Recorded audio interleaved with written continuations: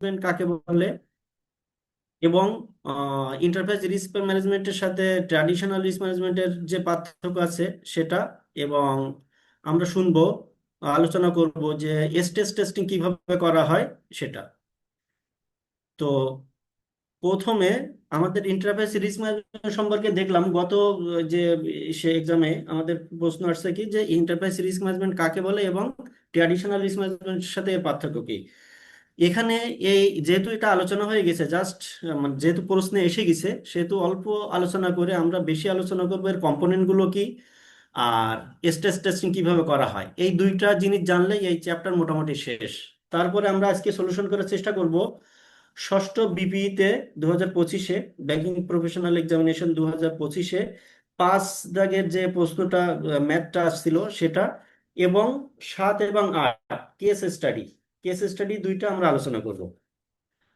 তো প্রথমে একটু শর্টে বলে নিই, এন্টারপ্রাইজ রিস্ক ম্যানেজমেন্ট হচ্ছে যে হোলিস্টিক অ্যাপ্রোচ। এখানে একটা এন্টারপ্রাইজের, একটা বিজনেস অর্গানাইজেশন কিংবা ফিনান্সিয়াল ইনস্টিটিউশনে যত ধরনের রিস্ক আছে প্রত্যেকটা সেক্টরের রিস্ক ম্যানেজমেন্ট নিয়ে আলোচনা করে। এটা হচ্ছে মূল কথা। ট্র্যাডিশনাল রিস্ক ম্যানেজমেন্টের সাথে একটা পার্থক্য হচ্ছে ট্র্যাডিশনাল রিস্ক ম্যানেজমেন্ট একটা স্পেসিফিক ইভেন্টস নিয়ে কাজ করে, কিন্তু এন্টারপ্রাইজ রিস্ক ম্যানেজমেন্ট হচ্ছে একটা এন্টারপ্রাইজে, অর্থাৎ একটা ব্যবসা কিংবা ব্যাংক, বীমা, আর্থিক প্রতিষ্ঠানে যত ধরনের রিস্ক আছে সকল ধরনের রিস্ক নিয়ে আলোচনা করবে। এটা হচ্ছে যে 1 নম্বর প্রশ্ন।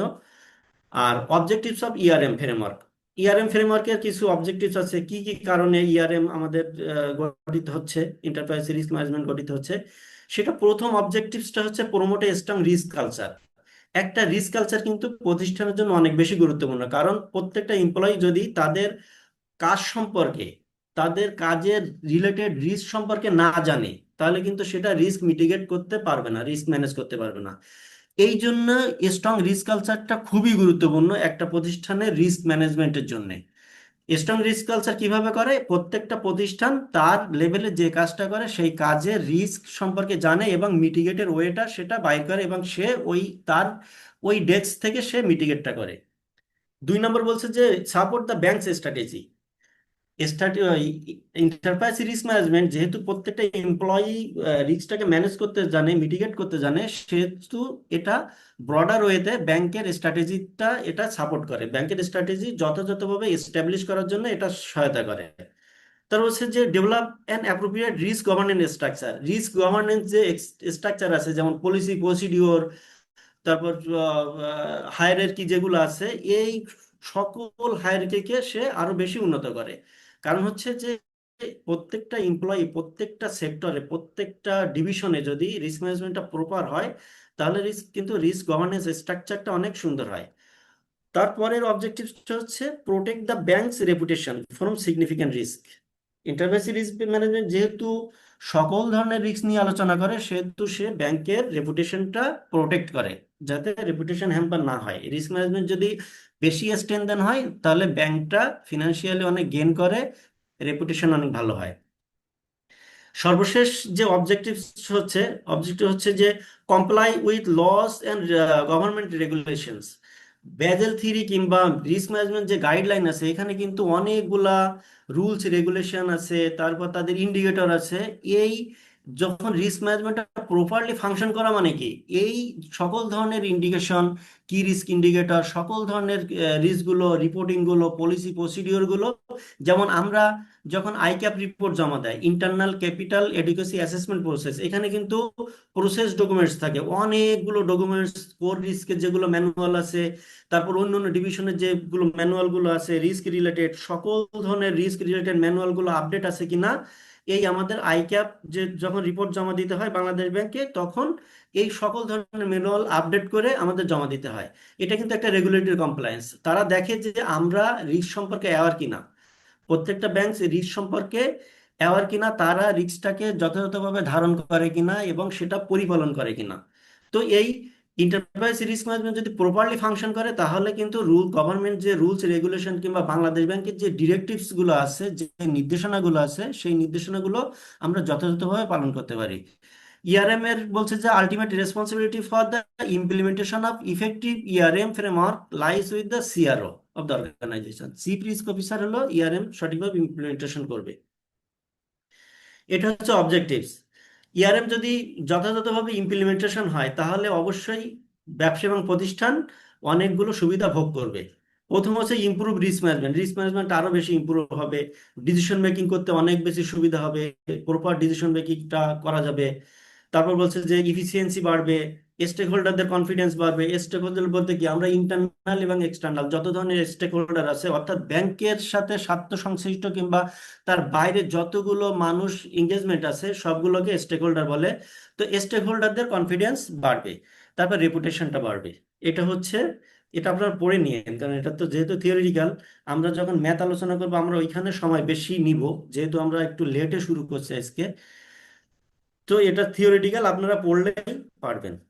এবার আছে কম্পোনেন্টস অফ ইআরএম ফ্রেমওয়ার্ক। ইআরএম ফ্রেমওয়ার্ক এটা কিন্তু অনেক পরীক্ষায় আসে আপনাদের, যে ইআরএম ফ্রেমওয়ার্কের কম্পোনেন্টগুলো কি কি। তো এখানে যদি কম্পোনেন্টগুলো বলি, তাহলে প্রথম কম্পোনেন্ট হচ্ছে ইন্টারনাল ইনভায়রনমেন্ট। ইন্টারনাল এনভায়রনমেন্ট বলতে বলতে বোঝাচ্ছে যে একটা প্রতিষ্ঠানের ভিতরের যে পরিবেশ আছে, সংস্কৃতি আছে, অর্থাৎ রিস্ক সম্পর্কে তাদের চিন্তা ভাবনা কি, তারা কিভাবে রিস্কটা মিটিগেট করে, তারা রিস্ক সম্পর্কে তাদের পারসেপশনটা কি, এটা হচ্ছে ইন্টারনাল এনভায়রনমেন্ট। ঠিক আছে। এখানে দেখা যাচ্ছে যে প্রতিষ্ঠানের রিস্ক কালচারটা এখানে নির্ধারণ করা হয়, মানে ইথিক্যাল ভ্যালু কি আছে সেটা নির্ধারণ করা হয়, ম্যানেজমেন্ট ফিলোসফি কি হতে পারে এটা নির্ধারণ করা হয়। যদি এটা উদাহরণ কি হতে পারে, যদি কোনো ব্যাংক মনে করেন যে একটা ডিসিশন নিবে, ইন্টারনাল এনভায়রনমেন্টের প্রেক্ষিতে একটা ডিসিশন নিবে, যদি ব্যাংক যদি কম ঝুঁকি নিতে চায় তাহলে সে দেখা যাচ্ছে যে ইনভেস্টমেন্ট কম করবে। তার দ্বিতীয় নম্বর হচ্ছে অবজেক্টিভ সেটিংস, অর্থাৎ বর্তমান অবস্থা সিচুয়েশনে ব্যাংক একটা অবজেক্টিভ সেটিং করবে যে কোন লক্ষ্য উদ্দেশ্য নিয়ে ব্যাংকটা আগাইতে চায়। যেমন ব্যাংকের ক্ষেত্রে হয়, ম্যাক্সিমাম ক্ষেত্রে অবজেক্টিভ সেটিং হয় কি, ম্যাক্সিমাম প্রফিট করব। ঠিক আছে। আরেকটা অবজেক্টিভ সেটিংস হয় কি, যে ডিরেক্টরদের ডিভিডেন্ড বেশি দিব। প্রফিট বেশির সাথে সাথে ডিভিডেন্ড বেশি জড়িত। আবার দেখা যাচ্ছে যে রেগুলেটরি যে কমপ্লায়েন্স আছে সেই কমপ্লায়েন্স গুলো করা। এই যে অবজেক্টিভ সেটিংস করবে একটা ইআরএম ফ্রেমওয়ার্কের ভিতরে, এবং অবজেক্টিভ সেটিংস করে সেই অনুযায়ী কাজ করবে। ঠিক আছে এটা। আর তিন নম্বর হচ্ছে ইভেন্ট আইডেন্টিফিকেশন। ভবিষ্যতে প্রতিষ্ঠানের সাথে জড়িত, প্রতিষ্ঠানের স্বার্থ সংশ্লিষ্ট যতগুলো বিষয় জড়িত থাকতে পারে, দেখা যাচ্ছে প্রতিষ্ঠানকে হ্যাম্পার করতে পারে কিংবা প্রতিষ্ঠানকে আরো বেশি সাকসেস করতে পারে, এইগুলো ইভেন্ট, সেই ইভেন্টগুলোকে যথাযথভাবে আইডেন্টিফাই করা, এবং যদি সেগুলো নেগেটিভ ইভেন্ট হয় তাহলে সেটা যথাযথভাবে ব্যবস্থা নেওয়া হয়। এটা হচ্ছে ইভেন্ট আইডেন্টিফিকেশন। যেমন যদি রিভার্স যদি হয়, ইভেন্ট হয়, যেমন অর্থনৈতিক মন্দা যদি হয়, তাহলে অর্থনৈতিক মন্দার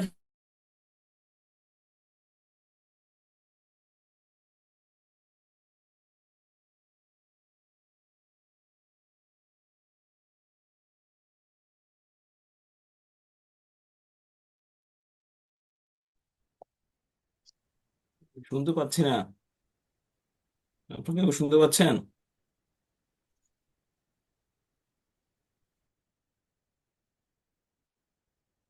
না, শুনতে পাচ্ছি।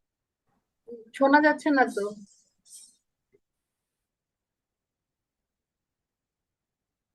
সম্ভবত তার স্যারের ওখানে কোনো প্রবলেম হয়েছে।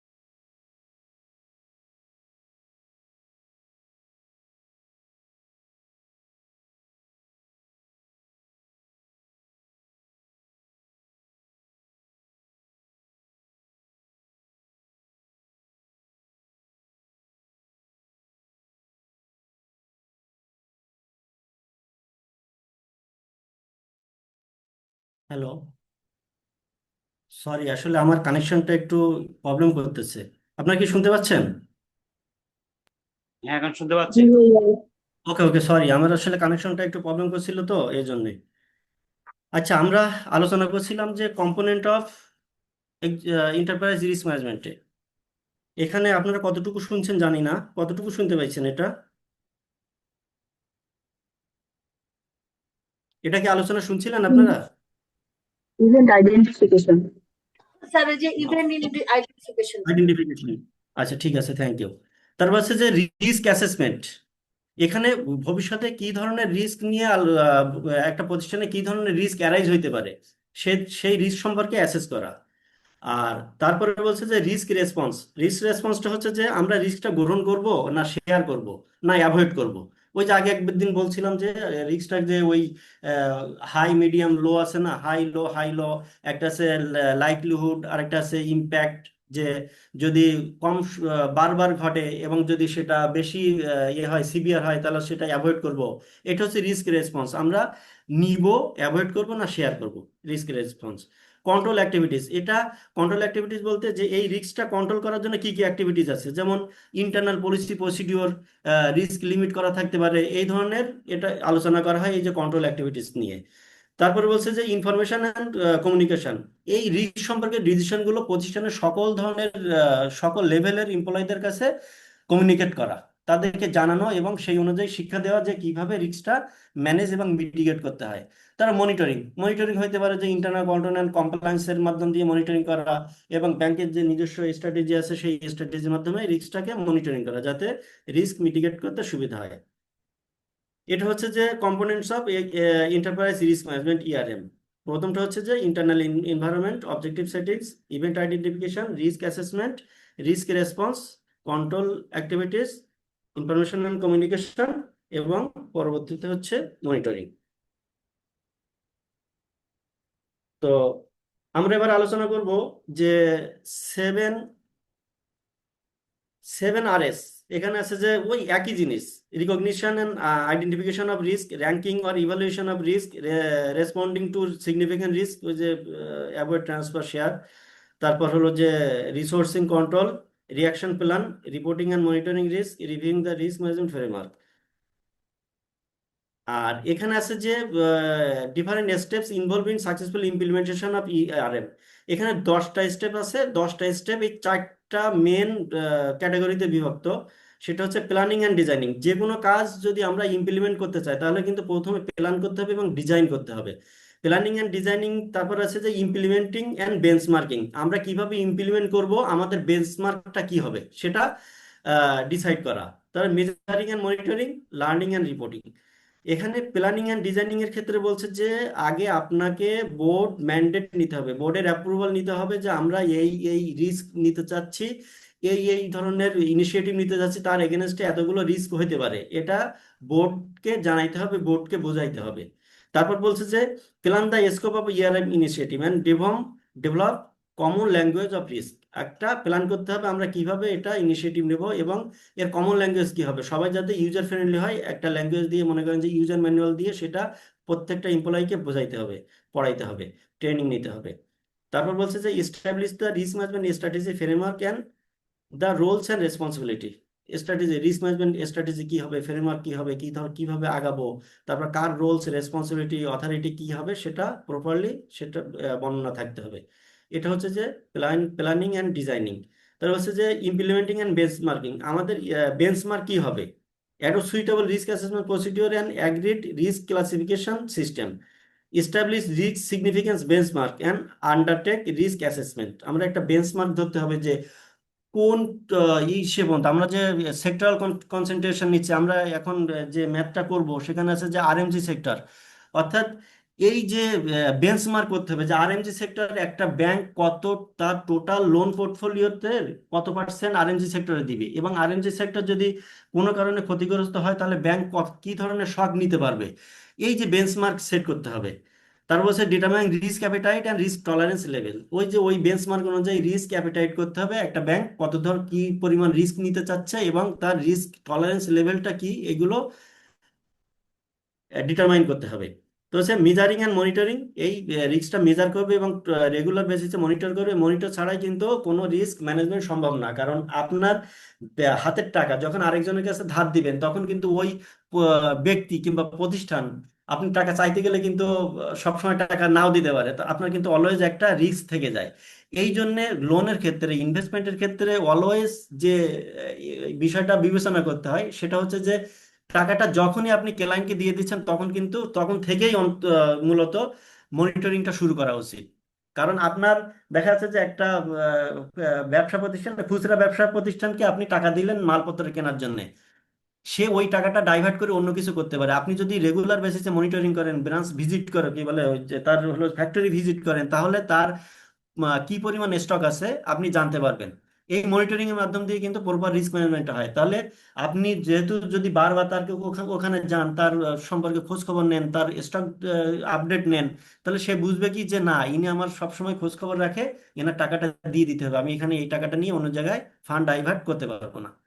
তারপর আছে লার্নিং আর রিপোর্টিং। এই যে রিস্ক ম্যানেজমেন্ট সম্পর্কে যতগুলো জ্ঞান, এই জ্ঞানগুলো আমাদের রিপোর্টিং করতে হয় বাংলাদেশ ব্যাংকের সিনিয়র ম্যানেজমেন্টের কাছে। ঠিক আছে, এইটা হচ্ছে যে ইআরএম ইমপ্লিমেন্টেশনের ধাপ। আর এখানে সবচেয়ে যে প্রশ্নটা গুরুত্বপূর্ণ সেটা হচ্ছে এই 3 নাম্বার, স্ট্রেস টেস্টিং কাকে বলে, স্ট্রেস টেস্টিং এর কি কি বিষয়ে নিয়ে স্ট্রেস টেস্টিং করা হয় এবং কিভাবে করা হয়। ঠিক আছে, স্ট্রেস টেস্টিং হচ্ছে যে আপনি, স্ট্রেস মানে কি, স্ট্রেস মানে কিন্তু নেগেটিভ একটা জিনিস, যে আপনার কোনো কিছুতে স্ট্রেস নিবেন, অর্থাৎ আপনার মনে করেন যে এনপিএল রেশিও নন পারফর্মিং লোনের রেশিও, অর্থাৎ ক্লায়েন্ট যে টাকাটা দিচ্ছে না এই টাকাটা এনপিএল রেশিও আছে যে 5%, অর্থাৎ আপনার 100 টাকার ভিতরে 5 টাকা ক্লায়েন্ট দিচ্ছে না। আপনি এর চেয়ে খারাপ পরিস্থিতি কি হইতে পারে, যদি 10% হয়ে যায় এনপিএল রেশিও, তাহলে আপনার ফিনান্সিয়াল রেজিলেন্স ক্যাপাসিটি কি হইতে পারে, এটা স্ট্রেস টেস্টিং করা হয়। আর একটা হইতে পারে, মনে করেন যে আপনার হলো যে এনপিএল এর ক্ষেত্রে আরেকটা হইতে পারে কি, যে আপনার এসএসডিএফ বিএল আছে কিংবা স্ট্যান্ডার্ড লোন আছে, স্ট্যান্ডার্ড লোন থেকে মুভমেন্ট হয়েছে, আপনার মনে করেন স্ট্যান্ডার্ড থেকে কিছু এসএমএ এসএসডিএফ বিএল এ গেছে কিংবা এসএস থেকে ডিএফ গেছে কিংবা ডিএফ থেকে বিএল এ গেছে, অর্থাৎ নেগেটিভ শিফট হয়েছে। নেগেটিভ শিফট হলে তখন আপনার ক্যাপিটাল এডিকুয়েসি কি হতে পারে, অর্থাৎ আমরা যে ক্যাপিটাল এডিকুয়েসি রেশিও ক্যালকুলেশন করি, যেটাকে আমরা এখন সিআরএআর বলি কিংবা এমসিআর বলি, এই সিআরএআর এমসিআর আগে মনে করেন যে বাংলাদেশ ব্যাংকের বাফার সহ রিকোয়ারমেন্ট 12.5%। একটা ব্যাংকের যদি এক্সিস্টিং 13% সিআরএআর থাকে, এমসিআর থাকে, তাহলে এনপিএল রেশিও বাড়ায় দেখা হয়, স্টেজ আরো নেগেটিভ শক দিয়ে দেখা হয় যে সিআরএআর রেশিও আমার 13% আছে কিনা। দেখা যাচ্ছে এনপিএল রেশিও সিআরএআর রেশিও দেখা যাচ্ছে যে আমাদের আরো 10% নেমে যাইতে পারে যদি সিভিয়ার শক হয়। তো এই ধরনের নেগেটিভ ইভেন্ট নিয়ে এই series of battery of test দিয়ে এখানে টেস্ট করা হয়, নেগেটিভ শক নেওয়া হয় যে প্রতিষ্ঠানের ফিনান্সিয়াল রেজিলিয়েন্স ক্যাপাসিটি কি, শক অ্যাবজর্বেন্ট ক্যাপাসিটি কি আছে, অর্থাৎ এটা অলওয়েজ সিআরএআর ক্যাপিটালের সাথে মেজার করা হয়। যে একটা নর্মাল ওয়েতে যেমন আমাদের ব্যাংকের এখন সিআরএআর রেশিও সাপোজ যদি মনে করি যে 15%, এখন স্ট্রেস নেওয়া হয় যে নেগেটিভ শক দেওয়া হয় যে ফোর সেল ভ্যালু কমে গেছে, তারপর হচ্ছে যে এনপিএল রেশিও বেড়ে গেছে, কনসেন্ট্রেশন বেড়ে গেছে, এই ধরনের নেগেটিভ শক নেওয়ার পরে ক্যাপিটাল এডিকুয়েসি রেশিও 15 থাকে কিনা, দেখা যাচ্ছে যে 12, 13। এবং এটা কিন্তু মেজর, মাইনর এবং ইয়ে মাইনর, মডারেট এবং মেজর, তিনটা লেভেলের শক দেওয়া হয়। এই তিনটা লেভেলের শক আমরা পরবর্তীতে আলোচনা করব এই এখানেই। Importance of stress testing, stress testing কি বললাম, যে স্ট্রেস টেস্টিং যদি না করা হয় তাহলে কিন্তু ব্যাংক কি ধরনের শক নিতে পারবে সেই ক্যাপাসিটিটাও করতে পারে না, তার ক্যাপিটাল, তার যে আছে শক নিতে গেলে যে ক্যাপিটাল থাকা দরকার সেটাও কিন্তু অ্যাসেস করতে পারে না। বাংলাদেশ ব্যাংকের একটা রেগুলেটরি রিকোয়ারমেন্ট আছে যে স্ট্রেস টেস্টিং কোয়ার্টারলি করতে হবে, 3 মাস পর পর স্ট্রেস টেস্টিং করে বাংলাদেশ ব্যাংকে পাঠাইতে হবে। ঠিক আছে, এটা হচ্ছে যে importance of stress testing. Scope of the stress testing, stress testing হচ্ছে যে 5 ডিফারেন্ট রিস্ক ফ্যাক্টরে করা হয়। একটা হচ্ছে ইন্টারেস্ট রেটের ক্ষেত্রে, যেমন ইন্টারেস্ট রেট বেড়ে গেলে বা কমে গেলে আমাদের ক্যাপিটাল এডিকুয়েসি রেশিও কত হইতে পারে। ফোরসেল ভ্যালু অফ কোলাটাল, ফোরসেল ভ্যালু অফ কোলাটাল যদি কমে যায় তাহলে সিআরআর এর উপর কি ইম্প্যাক্ট পড়ে। Non performing loans, NPL ratio যদি বেড়ে যায় তাহলে কি হতে পারে। Stock price and foreign exchange rate have been identified as use, দেখা যাচ্ছে যে এক্সচেঞ্জ রেট হলো যে বেড়ে গেছে, কমে গেছে, তাহলে আমাদের ব্যাংকের কি ধরনের ক্যাপিটাল এডিকুয়েসিতে নেগেটিভ ইফেক্ট আসতে পারে সেটা আলোচনা করা হয়। তারপর বলছে যে stress test should be carried out assuming 3 different hypothetical scenario, 3টা হাইপোথেটিক্যাল সিনারিওতে স্ট্রেস টেস্টিং করা হয়। সেটা হচ্ছে যে মাইনর লেভেল শক, এখানে শকের মাত্রাটা কম থাকে, দেখা যাচ্ছে যে এনপিএল রেশিও 3, 6, 9, দেখা যাচ্ছে 3% এনপিএল রেশিও আরো বাড়াই দিলাম, তারপর এটা হলো যে মাইনর লেভেলের শক। মডারেট হচ্ছে যে 6 আর মেজর হচ্ছে 9, এরকম শক লেভেল আরো বাড়াই দিয়ে দিয়ে মডারেট এবং মেজর লেভেলের শক দিতে হয়। এ দেখেন মডারেট লেভেল শক এটা আলোচনা করছি, মেজর লেভেলের শক কি ধরনের হইতে পারে, এটা আমাদের স্ট্রেস টেস্টিং মাধ্যমে করা হয়। তারপর ওই যে বলছিলাম যে ডিফারেন্ট রিস্ক এরিয়াস, কোন কোন রিস্ক এরিয়ার স্ট্রেস টেস্টিং করা হয়, এটা হচ্ছে ক্রেডিট রিস্কের ক্ষেত্রে। ক্রেডিট রিস্কের ক্ষেত্রে স্ট্রেস টেস্টিং কি কি বিষয়ের উপর করা হয়। Increase in NPL, NPL ratio দেখা যাচ্ছে যে এই এক্সিস্টিং যে এনপিএল রেশিও আছে তার সাথে মাইনর লেভেলের শক দেয় আরো 3% যোগ করে, মডারেট লেভেলের শক হয় আরো 9% যোগ করে, এবং মেজর লেভেলের শক দেয় আরো 15% বেশি করে, দিয়ে দেখা হয় যে আগে কার কত ছিল এখন কার ক্যাপিটাল এডিকুয়েসি রেশিও কত হয়েছে, এটা এনপিএল বাড়াই দেওয়া হয়। Increase in NPL due to default in top large borrower, top যে বোরোয়ার আছে, ঠিক আছে, সেই টপ বোরোয়ারদের ভিতরে আমাদের স্ট্রেস টেস্টিং করা হয়। দেখা যাচ্ছে যে টপ বোরোয়ার যারা আছে, যে আমাদের যে ফান্ড যে বেশি বেশি দিয়েছি যে ক্লায়েন্ট গুলোকে, সেই ক্লায়েন্ট গুলোকে যদি আমরা এনপিএল করে দেই তাহলে ক্যাপিটাল এডিকুয়েসি রেশিও কি হইতে পারে সেটা করা হয়। এই যে বলছে যে স্ট্যান্ডার্ড শক লেভেল আর ডিফল্ট অফ 3 টপ বোরোয়ার, এটা হলো যে মাইনর লেভেলের শক, দেখা যাচ্ছে 7 বোরোয়ার যদি ডিফল্ট হয় আর কি হচ্ছে যে 10টা বোরোয়ার যদি ডিফল্ট হয়, তাহলে মাইনর লেভেলে কি হয় যে আমাদের 10 টপ যে 10 বোরোয়ার আছে এই 10-এর ভিতরে 3টা বোরোয়ার যদি ডিফল্ট করে তাহলে ক্যাপিটাল এডিকুয়েসি রেশিও কি হইতে পারে মাইনর লেভেলে মডারেট লেভেলে 7টা, মেজর লেভেলে 10টা। এই বড় ক্লায়েন্ট যদি ডিফল্ট হয় তাহলে ক্যাপিটাল এডিকুয়েসি রেশিও কি হয়? Four sale value of collateral যদি আমরা কমে যাই, এই যে 10%, 20% এবং 40% যদি কমাই দেওয়া হয় মেজর, মাইনর, মেজর এবং মডারেট এবং মেজর লেভেলে, তাহলে ক্যাপিটাল রেশিও কি হয় সেটা দেখা হয়। Negative shift in NPL category, যেমন এসএস থেকে ডিএফ, ডিএফ থেকে বিএলএ গেলে আমাদের ক্যাপিটাল এডিকুয়েসি রেশিও কত হয় সেটা দেখা হয়। Increase in NPL in particular to sector, দেখা যাচ্ছে যে দুইটা সেক্টর, যে বড় বড় দুইটা সেক্টর আরএমজি সেক্টরে যদি বেশি এনপিএল হয়ে যায়, তাহলে কিংবা ট্রেডিং সেক্টরে যদি বেশি এনপিএল হয়, অর্থাৎ কোন ব্যাংকের, যে কোনো ব্যাংকের মানে টপ দুইটা সেক্টর, যে দুইটা সেক্টরে বেশি লোন দেয়া, ইনভেস্টমেন্ট করা, এই দুইটা সেক্টরে যদি এনপিএল যদি বেড়ে যায়, ঠিক আছে, তাহলে ক্যাপিটাল এডিকুয়েসি রেশিও কি হইতে পারে, এটা এখানে ইয়ে করা হয়, অ্যাসেস করা হয়। এক নম্বরে বলছিলাম যে ক্রেডিট রিস্কের ক্ষেত্রে ওই বিষয়গুলো নিয়ে শক দেওয়া হয়। ইন্টারেস্ট রেট রিস্কের ভিতরে দেওয়া হয় যে আমাদের ইন্টারেস্ট রেট 1%, 2%, 3% বেড়ে গেলে, ঠিক আছে, চেঞ্জ হলে আমাদের ক্যাপিটাল এডিকুয়েসি রেশিও কি হয়। তারপর এক্সচেঞ্জ রেট হলো যে যদি ফ্লাকচুয়েট করে, তাহলে আমাদের এই 5%, 10%, 50%, মাইনর, মডারেট এবং মেজর লেভেলে যদি চেঞ্জ হয়, তাহলে আমাদের ক্যাপিটালের উপর কি প্রভাব পড়ে। ইকুইটি প্রাইসের ক্ষেত্রে দেখা যাচ্ছে 10%, 20% এবং 40%, এটা হচ্ছে মাইনর, মডারেট এবং মেজর লেভেলে শক দেওয়া হয়। লিকুইডিটি রিস্কের ক্ষেত্রে শক দেওয়া হয় 2, 4 এবং 6%। এই শকগুলো দিয়ে আমাদের টোটাল স্ট্রেস টেস্টিং এর একটা রেজাল্ট আসে, যে মাইনর লেভেলে আমার আগে ছিল 15% ক্যাপিটাল এডিকুয়েসি রেশিও, এখন কত পার্সেন্ট হয়েছে। মডারেট লেভেলে আগে ছিল 15, এখন কত হয়েছে, এবং মেজর লেভেলে আগে ছিল কত, এখন কত পার্সেন্ট হয়েছে। এখন দেখা যায় যে সিআরএআর এই শক দেওয়ার পরে ক্যাপিটাল এডিকুয়েসি রেশিও আমাদের রেগুলেটরি রিকোয়ারমেন্ট অনুযায়ী আছে কিনা। তো ম্যাক্সিমাম ব্যাংকে দেখা যায় যে মাইনর লেভেলের শকটা নিতে পারে, মডারেট এবং মেজর লেভেলের শকটা নিতে পারে না, দেখা যায় যে 8%, 6%-এ চলে আসে। দেখা যাচ্ছে 15% আছে মানে এই শক নেওয়ার আগে ক্যাপিটাল এডিকুয়েসি রেশিও, এবং এই শক নেওয়ার পরে দেখা যাচ্ছে যে মাইনর লেভেলে দেখা যাচ্ছে 12.5, 13 থাকে, মডারেট লেভেলে 10% থাকে, মেজর লেভেলে দেখা যাচ্ছে 6, 8 থাকে, এবং যাদের ক্যাপিটাল এডিকুয়েসি রেশিও দেখা যাচ্ছে আরো কম, কোনো রকম 12, 13 কিংবা 10%, তাদের তো নাই হয়ে যায় মানে ইয়ে মেজর লেভেলে। এইটা হচ্ছে, এখানে দুইটা প্রশ্ন আপনারা পড়বেন, একটা হচ্ছে যে স্ট্রেস টেস্টিং এর এইটা, আর ওই যে ইআরএম এর কম্পোনেন্ট গুলো এটা পড়বেন।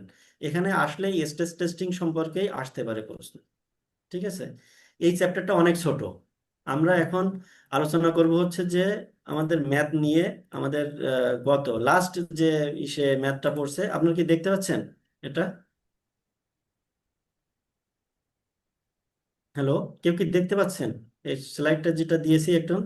জি জি স্যার দেখুন। আচ্ছা, Right. এখানে হচ্ছে যে 5 নম্বর, আমরা তো 6 নম্বর আর ইয়েটা, একটু জুম করতে পারেন, একদম ছোট ছোট তো পিসি থেকে দেখা কম যায়। অবশ্যই অবশ্যই, এই যে দেখতে পাচ্ছেন। জি স্যার, জি দেখতে দেখা পাচ্ছি। যায়।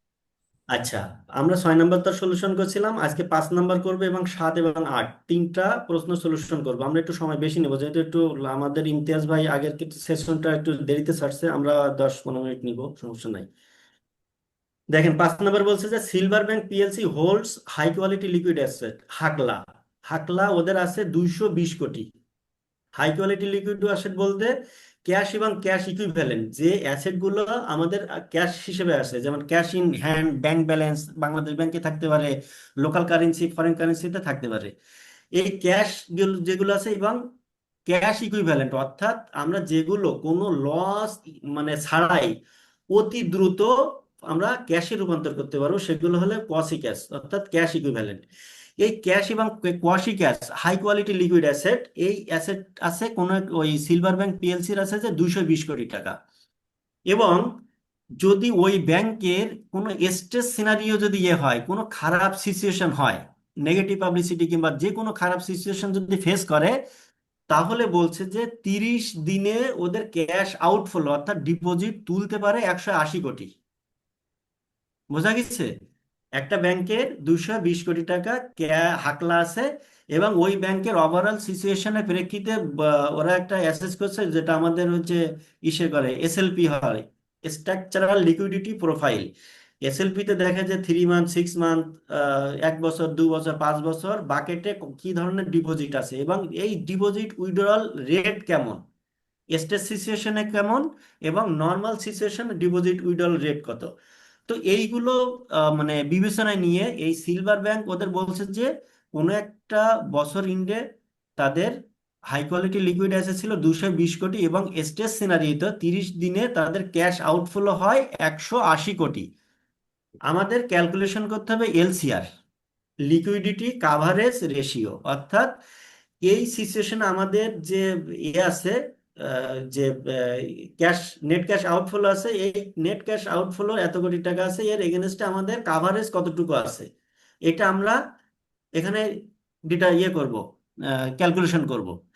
আর বি নাম্বারে বলছে যদি স্ট্রেস সিচুয়েশন, যদি ইফ এ স্ট্রেস ইভেন্ট, যদি কোনো আরো যদি স্ট্রেস ইভেন্ট আসে ওই ব্যাংকের, হাক রিডিউস হাকলা বাই 10%, হাকলা কমে গেছে 220 কোটি টাকা থেকে 10% কমছে, ঠিক আছে।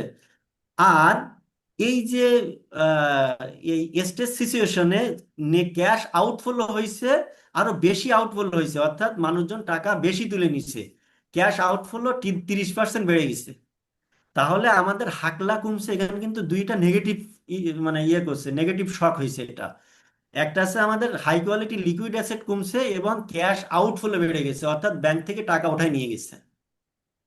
তাহলে যদি বি নাম্বার এখানে বলছে যদি এই সিচুয়েশন হয়, হাকলা যদি 10% কমে আসে এবং ক্যাশ আউটফ্লো যদি 30% বেড়ে যায়, তাহলে রিভাইজড এলসিআর কি হবে এবং এটা বাংলাদেশ ব্যাংকের যে গাইডলাইন আছে, ডিরেক্টিভস আছে, এই ডিরেক্টিভস হিসেবে কমপ্লাই করে কিনা আমাদের একটা কমেন্ট করতে হবে। প্রশ্নটা সবাই তো মুখস্থ হওয়ার কথা যে হাকলা আছে 220 কোটি, তারপর আছে যে নেট ক্যাশ আউটফ্লো আছে 180 কোটি, 10% হাকলা ডিক্রিজ আর 30% আউটফ্লো ইনক্রিজ। তাহলে আমরা ম্যাথে চলে আসি। এটা দেখতে পাচ্ছেন?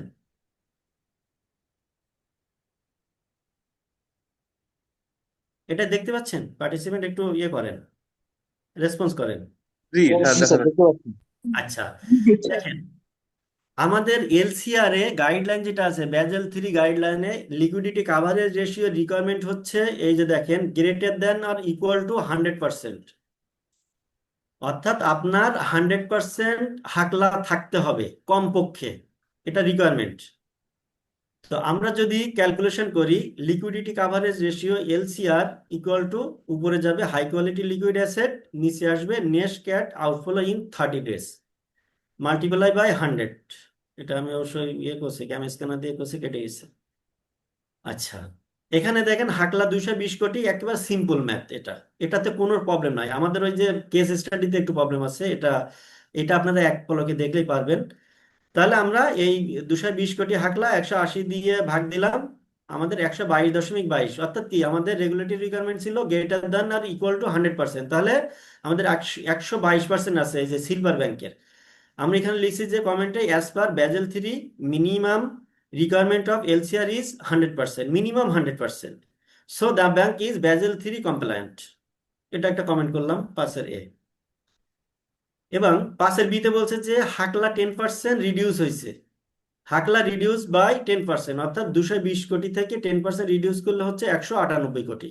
ক্যালকুলেশন সবাই তো অবশ্যই বুঝবেন, কেন একেবারে সিম্পল ক্যালকুলেশন।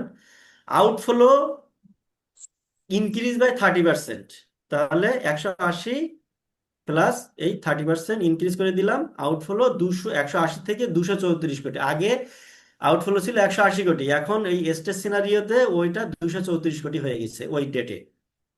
রিভাইজড এলসিআর হচ্ছে হাকলা এবং আউটফ্লো মাল্টিপ্লাই 100, 198 234 মাল্টিপ্লাই 100 84.62।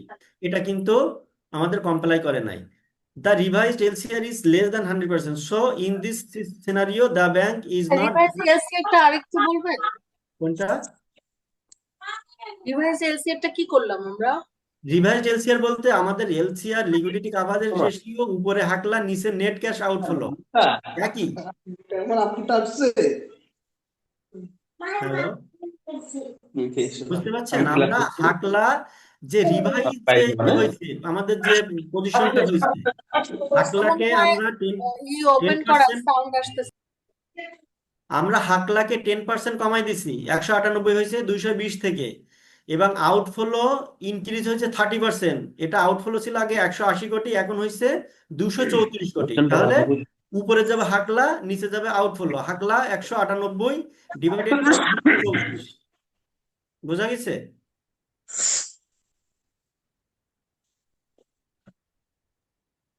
জি, ওকে। স্যার আসসালামু আলাইকুম স্যার, একটা বিষয় স্যার, সেটা হচ্ছে যে হাকলা হচ্ছে স্যার আমাদের টোটাল লোনের বিপরীতে এই হাই কোয়ালিটি লিকুইড অ্যাসেট, এটাই কি হাকলা স্যার?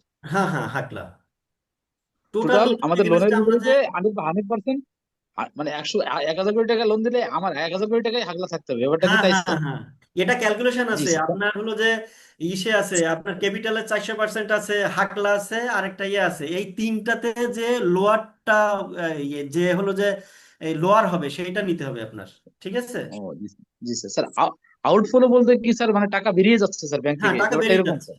টাকা ও বেরিয়ে জি যাচ্ছে স্যার, জি আপনার স্টেজ সিনারিওতে, টাকা বেরিয়ে জি যাচ্ছে। স্যার, জি জি স্যার, জি স্যার, থ্যাংক ইউ স্যার। তাহলে রিভাইজড এলসিআর হচ্ছে যে, এই যে রিভাইজ 198 ডিভাইডেড বাই 234, এটা হচ্ছে রিভাইজড এলসিআর। তা বললাম যে the revised LCR is less than 100%, so in this scenario the bank is not Basel III compliant. ঠিক আছে? এখন কিন্তু 100%-এর নিচে চলে আসছে আমাদের এলসিআর। জি স্যার, এটা ক্লিয়ার সবাই? Okay sir, okay please. এটা একেবারে সিম্পল। আচ্ছা, এবার আছে যে আপনারা প্রশ্নটা কি আছে আপনাদের কাছে? এই যে প্রশ্নটা, এই যে দেখেন, 7 নাম্বার। 7 নাম্বার হচ্ছে যে কেস অন ক্রেডিট কনসেন্ট্রেশন।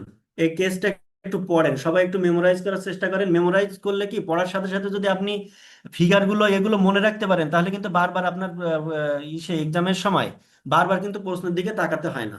ঠিক আছে? এইটা পড়বেন এবং ভিতরে গেঁথে নিবেন। বলছে silver bank PLC has seen rapid loan growth. এই ব্যাংকের লোন গ্রোথটা অনেক বেশি হয়েছে, র্যাপিড হয়েছে, with 55% of its credit exposure concentrated in RMG sector. এই যে লোন গ্রোথ হয়েছে এবং টোটাল লোন পোর্টফোলিওতে 55% লোন দিছে, যেমন 100 টাকার ভিতরে 55 টাকা দিছে শুধু আরএমজি সেক্টরে, রেডিমেড গার্মেন্টস সেক্টরে 55, অর্থাৎ আমরা যে যে ইয়ে আছে, জামা কাপড় তৈরি করে, এই গার্মেন্টস সেক্টরে দিছে 55% লোন। তাহলে এর কি মানে হাফেরও অনেক বেশি দেয়া একটা সেক্টরে। এখন এই সেক্টরটা যদি কোনোভাবে ধ্বংস হয়ে যায়, আরএমজি সেক্টর, কিংবা বিদেশের যদি আমরা যদি অর্ডারগুলো না পাই, এলসির অর্ডারগুলো যদি না পাই, তাহলে কি হবে? ব্যাংকগুলো কিন্তু সব একেবারে কলাপস করবে। মানে বাংলাদেশে কিন্তু শুধু আমার ব্যাংক না, আপনাদের ব্যাংক সহ প্রত্যেকটা ব্যাংকের সিনারিও কিন্তু এইটা, কনসেন্ট্রেশন রিস্কে আছে। একটা আছে ডিভিশনাল কনসেন্ট্রেশন রিস্ক, যেটা হচ্ছে ঢাকা ডিভিশনে অনেক বেশি। আরেকটা আছে যে ক্রেডিট কনসেন্ট্রেশন রিস্ক, অর্থাৎ আপনি আপনার লোন পোর্টফোলিওর মানে একটা লায়ন্স পোর্শন শুধু একটা সেক্টরে দিয়ে দিয়েছেন, ওই সেক্টরটা যদি ধ্বংস হয় তাহলে আপনার ব্যাংক ধ্বংস হবে। তো এই ব্যাংকের ক্ষেত্রে দেখেন সেম সিনারিও, যে শুধু আরএমজি সেক্টরে 55% লোন দিয়ে দিছে। এইবার বলছে যে due to global demand downtown, অর্থাৎ গ্লোবাল ডিমান্ড, বাইরের লোকজন আপনার মানে অর্ডার নিচ্ছে না, অর্ডার কমাই দিছে। লোন ডিফল্ট ইনক্রিজড, অর্থাৎ যখন বাইরের লোকজন, আপনি যখন টাকা দিচ্ছে না, কিংবা বুঝতে বাইরে পারছি না, অর্ডার নিচ্ছে না, ফ্যাক্টরিগুলো কিন্তু সাউন্ড প্রবলেম হচ্ছে ভাইয়া। ফ্যাক্টরিগুলো কিন্তু প্রোডাকশন কমে গেছে, এবং আপনি লোন দিয়ে দিছেন। ওরা কি করে, এই লোনটা যে গ্রেস পিরিয়ড থাকে, এই লোনটা আপনার প্রসেসিং হয়, প্রসেসিং করে আপনার বিদেশে পাঠায়, তারপর প্রসিডিংস আসলে আপনাকে টাকা দেয়। এখন হঠাৎ করে কি হয়েছে যে গ্লোবালি এটা নিচ্ছে না, অর্ডার পাচ্ছে না এই আরএমজি সেক্টর, না হলে তাদের ডিমান্ডটা কমে গেছে। এবং ডিমান্ড কমে গেলে আপনার যে ক্লায়েন্টকে লোন দিচ্ছেন, সেই ক্লায়েন্ট, ওরা যেহেতু টাকা দিচ্ছে না, আপনার টাকাও দিতে পারছে না, সেহেতু বলছে due to global demand downturn, loan default increase, টাকা দিচ্ছে না আরো বেশি বেশি client, and the sector NPL ratio rose from 4 থেকে 12%। আপনার ওই সেক্টরে, আরএমজি সেক্টর আগে 4% মানুষ টাকা দিত না, 4% ক্লায়েন্ট টাকা দিচ্ছে না, এখন টাকা দিচ্ছে না 12% ক্লায়েন্ট। তো তাহলে এই ম্যাথটা কি বলছে যে আপনার ব্যাংকে একটা লোন গ্রোথ হয়েছে র্যাপিড, এই লোনের ভিতরে 55% লোন দেয়া আরএমজি সেক্টরে, গ্লোবাল ডিমান্ড কমে যাওয়ার কারণে আপনার ডিফল্ট বেড়ে গেছে, এনপিএল রেশিও বেড়ে গেছে 4 থেকে 12%। এই বিষয়গুলো কনসিডার করে আপনাকে বলছে যে what type of risk does the situation illustrate, অর্থাৎ এই সিচুয়েশনটা কি ধরনের রিস্ককে মিন করে। এ নাম্বার। বি নাম্বারে বলছে যে how should the bank assess and mitigate the risk, এই রিস্কটা কিভাবে সে ব্যাংক মানে মেজার করবে এবং মিটিগেট করবে। সি নাম্বারে বলছে explain how an early warning system could help detect rising risk, এই যে রিস্কটা রেজ করতেছে সেটা আর্লি ওয়ার্নিং সিস্টেম কিভাবে এটা হেল্প করবে আপনাকে ডিটেক্ট করতে, অর্থাৎ আইডেন্টিফাই করতে আর্লি ওয়ার্নিং সিস্টেম কিভাবে হেল্প করবে। Identify at least 2 warning signals EWS might have flagged, 2টা আর্লি ওয়ার্নিং সিস্টেমের সিগন্যাল আপনাকে উঠাইতে হবে এখানে যে কি কি করা যায়। ডি নাম্বার বলছে how can stress testing be use to evaluate the bank's vulnerability to further shocks in this sector, stress testing report কিভাবে ইভালুয়েট করবে এই ভালনারেবিলিটিকে। তাহলে আমরা কি পাইলাম, প্রথমে বলছে যে কি কি ধরনের রিস্ক তৈরি করে, এটা রিস্ক কিভাবে আপনি পরিমাপ করবেন, মেজার করবেন, মিটিগেট করবেন, আর্লি ওয়ার্নিং সিস্টেম কি হইতে পারে এবং স্ট্রেস টেস্টিং কিভাবে আমাদের হেল্প করতে পারে। তো আমি আসি সলিউশনে। এই যে কেজ অন, এখানে কিন্তু বলে দিছে, দেখেন ক্রেডিট কনসেন্ট্রেশন, এটা কিন্তু নাও বলতে পারতো, উত্তর কিন্তু এটা বলে দিছে। Cage on, A number, this situation illustrated 2 types of risk, এই সিচুয়েশনটা আপনার 2 ধরনের রিস্ক ইন্ডিকেট করে। একটা হচ্ছে ক্রেডিট রিস্ক। আমরা কি বলছিলাম, ক্রেডিট রিস্কের ক্ষেত্রে আগে আলোচনা করছিলাম, আপনার ক্লায়েন্ট আপনার যেভাবে যে শর্তে যে সময়ের ভিতরে যে পরিমাণে টাকা দিতে চাইছিল সে পরিমাণে টাকা দিচ্ছে না, অর্থাৎ সে আপনার কম মানে তার যে ওয়াদা ছিল সে ওয়াদা ভঙ্গ করছে। তাহলে আমরা বলছি credit risk when the borrower does not pay back his debt in accordance with the agreed terms then it is called credit risk. তাহলে এই ক্রেডিট রিস্কটা ইন্ডিকেট করছে here default is increased in RMG sector and NPL is raised from 4% to 12%, so it indicates credit risk। ঠিক আছে, এখানে এই 1 number সলিউশনটা এটা, যে আপনাকে ক্রেডিট রিস্ক বোঝাচ্ছে, কিভাবে বোঝাচ্ছে বলে দিছি যে ডিফল্ট ইনক্রিজ করছে আরএমজি সেক্টরে, যেটা 4% থেকে 12% হয়েছে, তাহলে সেহেতু ডিফল্ট বেড়ে যাচ্ছে, ও টাকা দিচ্ছে না, এটা হচ্ছে ক্রেডিট রিস্ক। একটা আছে কনসেন্ট্রেশন রিস্ক। আমি বলছি যে দুই ধরনের রিস্ক অ্যারাইজ হচ্ছে, একটা হচ্ছে ক্রেডিট রিস্ক, টাকা দিচ্ছে না, একটা হচ্ছে কনসেন্ট্রেশন, অর্থাৎ এই ব্যাংক একটা নির্দিষ্ট সেক্টরে আরএমজি সেক্টরে তার বেশি টাকা, তার যে টোটাল লোন পোর্টফোলিওর ভিতর সবচেয়ে বেশি টাকা এই একটা সেক্টর দিয়ে দিছে।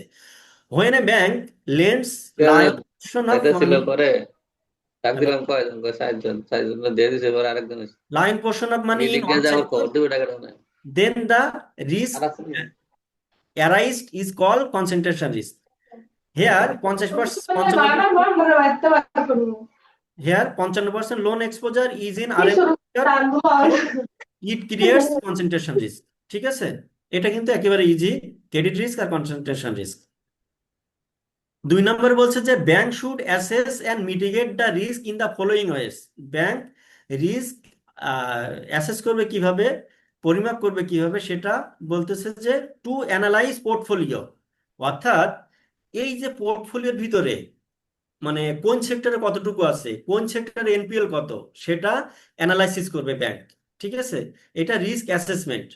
যে দেখা যাচ্ছে যে আমাদের রিস্ক অ্যাপিটাইট স্টেটমেন্টে আরএমজি সেক্টরে দেখা যাচ্ছে যে ক্যাপ করা আছে যে কোনো ব্যাংক 50% আরএমজি সেক্টরে লোন দেবে, কিন্তু এখানে হয়ে গেছে 55%।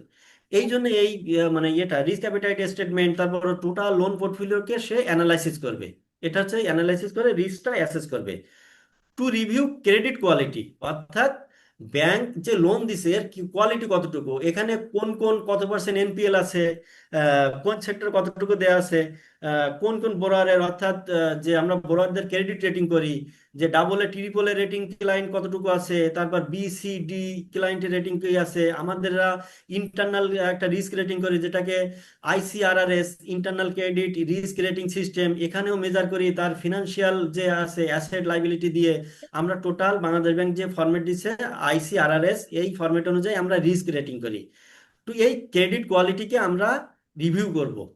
আর টু অ্যানালাইজ এনপিএল ট্রেন্ড, আমার এনপিএল কোন দিকে যাচ্ছে, আমরা এসএস থেকে কতটুকু ডিএফ এ যাচ্ছে, ডিএফ থেকে বিএল এ যাচ্ছে, এই এনপিএল ট্রেন্ডটা আমরা অ্যানালাইসিস করব। একটা হচ্ছে রিস্ক অ্যাসেসমেন্ট, এই অ্যানালাইসিস করে দেখবো যে কি কি রিস্ক এখানে আছে।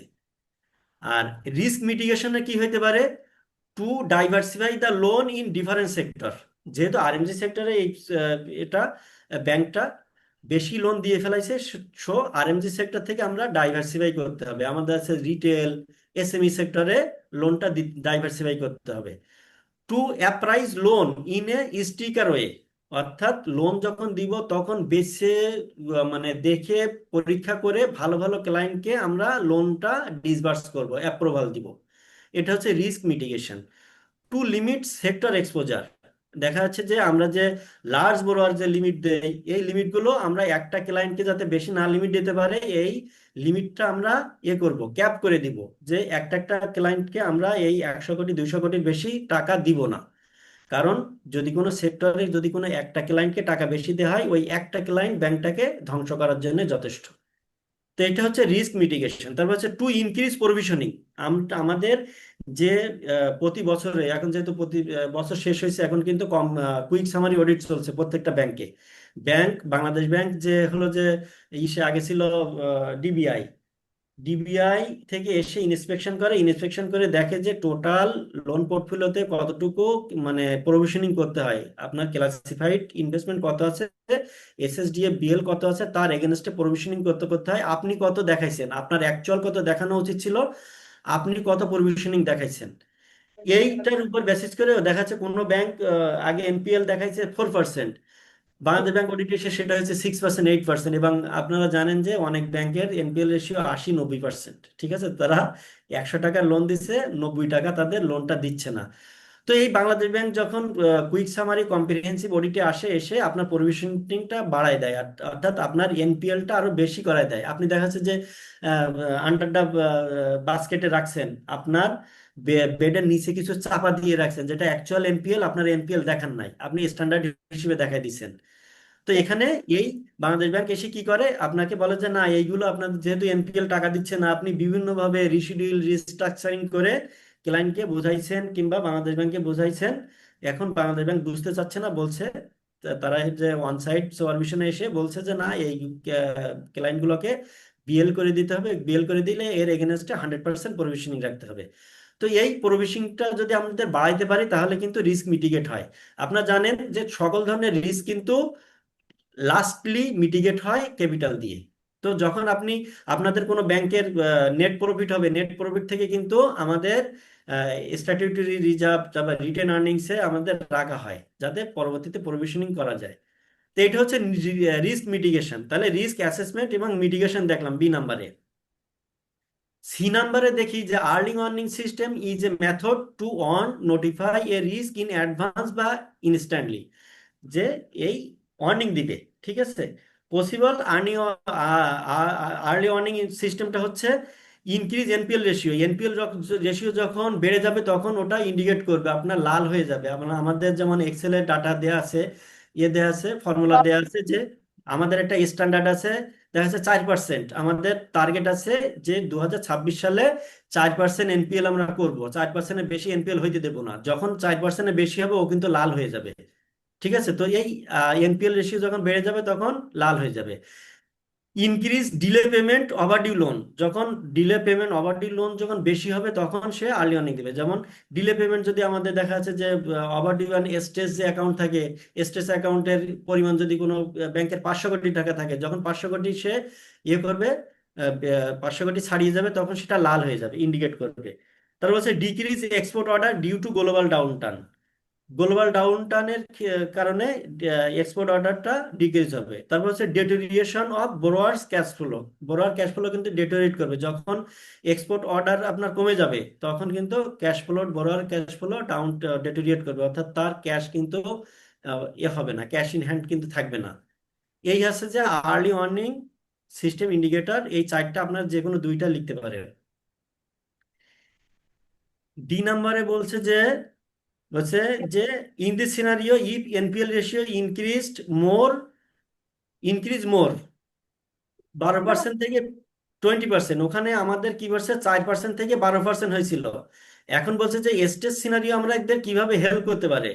স্টেজ সিনারিও করে দেখবে এই অবস্থায় যে এনপিএল রেশিও 12% হয়েছিল, এই 12% থেকে যদি 20% হয় আরএমজি সেক্টরে, তাহলে ব্যাংকের ক্যাপিটাল এডিকুয়েসি রেশিও কত হয়।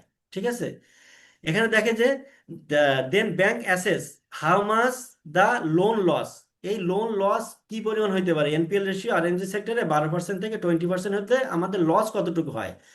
How much decrease the CRR, capital two risk rated asset ratio, অর্থাৎ যেটাকে আমরা ক্যাপিটাল এডিকুয়েসি রেশিও বলে বা এমসিআর বলি, এই এমসিআর রেশিও কতটুকু কমে গেছে। এই দুইটা ব্যাংক করে লোন লস কতটুকু, অর্থাৎ লোন দিয়েছি এর এগেনস্টে লস কতটুকু হয়েছে, এবং আমাদের ক্যাপিটাল এডিকুয়েসি পজিশন আগে যা ছিল এখন রিভাইজ পজিশন কি হয়েছে সেটা এটাকে দেখায়। তো দেখেন, from the above information the bank assess its financial resilience, এই যে এই স্ট্রেস টেস্টিং করে ব্যাংক তার লোন লস এবং ক্যাপিটাল এডিকুয়েসি রেশিওটা দেখায়। এটা হচ্ছে আমাদের ডি নাম্বার। তো আমরা 8-এর কি বলে 7-এর 1 হলো যে সলিউশন করলাম কেস স্টাডি। ঠিক আছে, এই কেস 7 কেস স্টাডি 1 আমরা সলিউশন করলাম, এটা আপনারা দেখবেন, বাসায় দেখবেন, দেখলে কিন্তু আপনারা বুঝতে পারেন। এবং পরবর্তীতে যে এই বছরের কিন্তু কেস স্টাডি আসলে এটা আসতে পারে, এলসিআর এনএসএফআর থেকে আসতে পারে, এইগুলা থেকে কিন্তু কেস স্টাডি আছে, যেটা আমরা মডিউল জিতে আলোচনা করব। ঠিক আছে, মডিউল জিটা একটু বড়, ওটাতে কিন্তু আলোচনা করবো। এবং মডিউল জির কিন্তু আলোচনা আমরা বিগত কয়েক ক্লাসে করে নিচ্ছি, যেমন ক্যাপিটালের যে এগুলো, ওখানে মোটা দাগে ব্যাজেল 1, 2, 3 নিয়ে আলোচনা করা হয়েছে, আইক্যাপ নিয়ে আলোচনা করা হয়েছে, রেসিডুয়াল রিস্ক নিয়ে আলোচনা করা হয়েছে। এইগুলো কিন্তু আমরা বিগত ক্লাসে অনেকটাই আলোচনা করে ফেলাইছি। তো আমরা মডিউল জিতে আরো কি কি ধরনের আমাদের ম্যাথ আসতে পারে আমরা একটু দেখব। এখন আছে যে ইসে কেস স্টাডি 2, 8 দাগের যেটা আসছে 2।